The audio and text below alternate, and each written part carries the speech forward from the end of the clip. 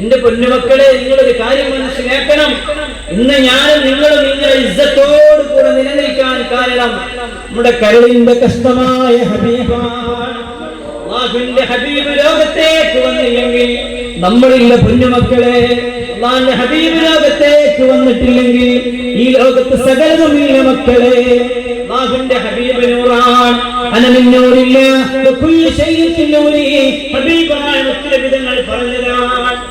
നമ്മുടെ കരളിന്റെ കഷ്ണമായ ഹബീബായ മുത്തനബി സല്ലല്ലാഹു അലൈഹി വസല്ലം തങ്ങൾ നമ്മുടെ ജീവനാണ്. ലോകത്തുള്ള ഓരോ മുസ്ലിമാന്റെയും ഹൃദയത്തിന്റെ മാണിക്യക്കൊട്ടാരത്തിൽ അവിടുന്ന് ജീവിച്ചുകൊണ്ടിരിക്കുകയാണ്. നമ്മളെ സംബന്ധിച്ചിടത്തോളം നമ്മുടെ സകലതും ഹബീബായ മുത്തനബി സല്ലല്ലാഹു അലൈഹി വസല്ലം തങ്ങളോട് അല്ലാഹുവോട് നമുക്ക് ദുആ ചെയ്യാൻ. പടച്ചവനെ, അവിടത്തോടുള്ള മഹബ്ബത്ത് ഓരോ സെക്കൻഡിലും ഞങ്ങളുടെ ഹൃദയത്തിൽ നീ വർദ്ധിപ്പിക്കണേ തമ്പുരാനെ എന്ന് നമുക്ക് ദുആ ചെയ്യാം. അല്ലാഹു തൗഫീഖ് നൽകി അനുഗ്രഹിക്കുമാറാവട്ടെ.